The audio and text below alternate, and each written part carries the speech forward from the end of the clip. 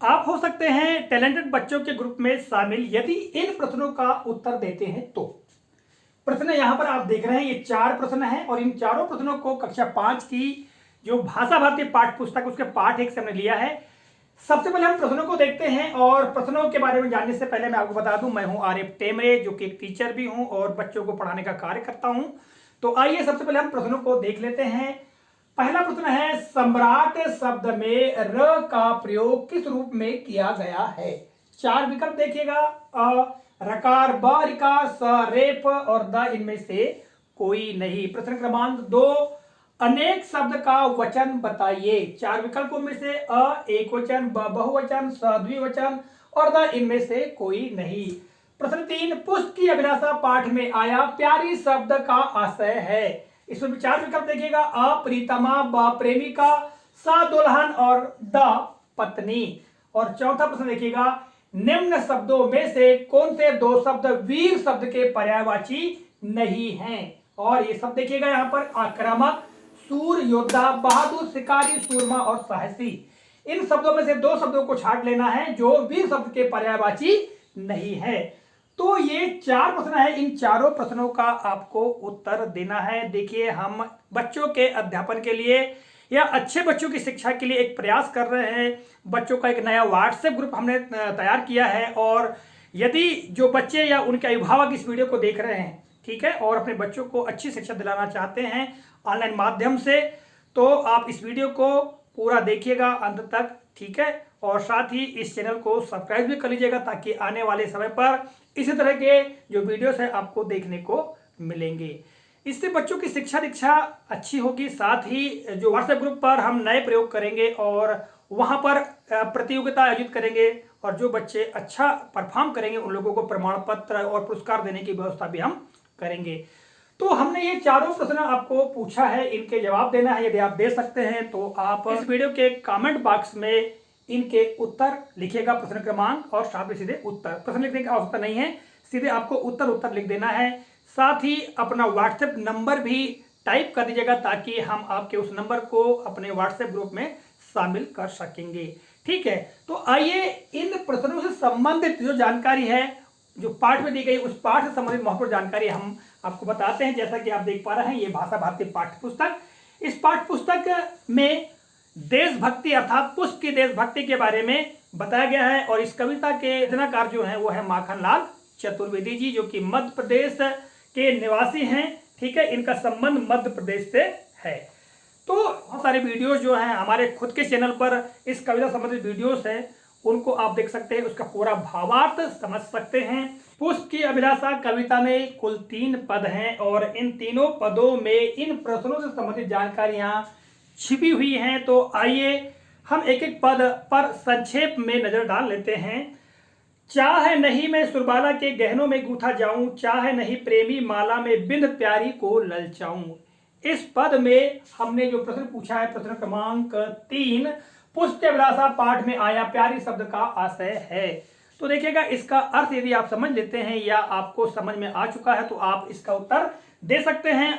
यहां पर पुष्प अपनी इच्छा को प्रकट करते हुए कहता है कि मेरी ऐसी इच्छा नहीं है कि मैं देव कन्याओं के गहनों में पिरोया जाऊं या गूथा जाऊं। साथ में पुष्प ये भी कह रहा है, मेरी ऐसी भी इच्छा नहीं है कि दुल्हन की वरमाला में गुथ करके मैं दुल्हन के मन में लालच पैदा करूं। ऐसी भी मेरी इच्छा नहीं, ऐसा पुष्प कह रहा है।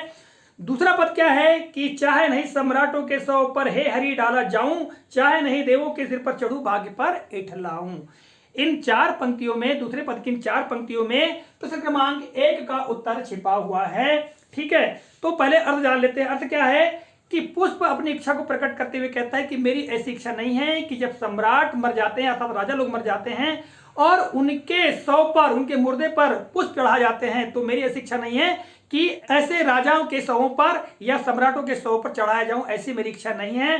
साथ में पुष्प यह भी कह रहा है कि मेरी ऐसी भी इच्छा नहीं है कि देवताओं के सिर पर चढ़ाया जाऊं।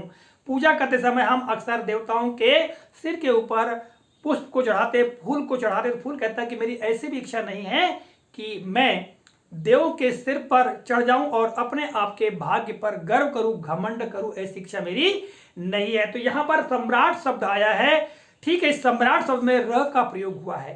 तो र का जो प्रयोग है वो कितने तरह से होता है, रकार, रिकार और रेप के रूप में होता है। रकार के रूप में पूरे र के रूप में होता है, रेप आधा र के रूप में, रिकार जो हम री का प्रयोग करते हैं जैसे ऋषि बोलते हैं ऋषि, तो उसमें री का प्रयोग होता है, तो वो भी एक प्रकार के र के रूप में प्रयोग होता है। तो यहां पर आप समझ सकते हैं कि र पूरे र के रूप में है कि आधे र के रूप में है, तो आपको उत्तर देना है। ठीक है, लास्ट पर क्या कहता है कि मुझे तोड़ लेना वनमाली, उस पथ पर तुम देना फेंक, मातृभूमि पर शीश चढ़ाने जिस पथ चाहे वीर अनेक। इस पद में अनेक शब्द आया है और हमने यहां पर पूछा है अनेक शब्द का वचन बताइए। ठीक है, तो यह शब्द कौन से वचन का है, तो पहले इसका अर्थ देख लीजिएगा। तीसरे पद में पुष्प अपनी देशभक्ति की भावना को प्रकट करते हुए वनमाली से कहता है कि हे वनमाली, तुम मुझे तोड़ लेना और उस मार्ग पर फेंक देना जहां से अनेक वीर, यानी बहुत सारे जो वीर हैं वो अपनी मातृभूमि की रक्षा करने के लिए, सेवा करने के लिए, अपने आप का बलिदान करने के लिए जाते हैं। तो मैं उनके रास्तों पर आना चाहता हूं ताकि उनके पैरों को मैं सुख पहुंचा सकूं और अपने आप को धन्य समझ सकूं। तो ये था कविता का भावार्थ। और यहां पर हमने एक शब्द लिया है, निम्न शब्दों में से कौन से दो शब्द वीर शब्द के पर्यायवाची नहीं हैं। तो यहां जो अंतिम जो पद है, इस पद के अंतिम पंक्ति में ही वीर शब्द भी आया है, तो वीर शब्द के पर्यायवाची आपको ज्ञात होगा।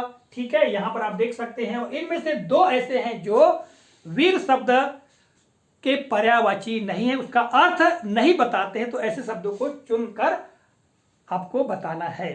तो आपको करना क्या है, हमने पहले बता दिया है। ठीक है, इस वीडियो के कमेंट बॉक्स में आपको कमेंट करते हुए इनके उत्तर देना है। साथ में आपको अपना पूरा नाम, अपना व्हाट्सएप नंबर, ठीक है, कमेंट करना है ताकि हम आपके नंबर को सेव करते हुए टैलेंटेड बच्चों के ग्रुप में शामिल कर सकेंगे। ठीक है, तो इनके ये जो प्रश्न हैं, इन प्रश्नों के उत्तर अगले वीडियो में बताएंगे और फिर अगले नए प्रश्न तैयार करेंगे, नए पाठ के बारे में आपको जानकारी देंगे। ठीक है, यहाँ पर वैसे भी अभ्यास भी दिया गया है, और जैसा कि हमने पहले बताया कि पूर्व के वीडियोस में हमने पूरे अभ्यास और इस पाठ के बारे में पूरी जानकारी दी है, जो कि उन वीडियो के लिंक्स इस वीडियो के डिस्क्रिप्शन बॉक्स में, साथ में आई बटन में, और जो एंड स्क्रीन है उसमें भी ये इसके जो वीडियोस है वो दिए गए हैं, आप पूरा वीडियो देख सकते हैं। तो आज के इस वीडियो के लिए बस इतना ही, मिलेंगे अगले कालखंड में, तब तक के लिए जय हिंद।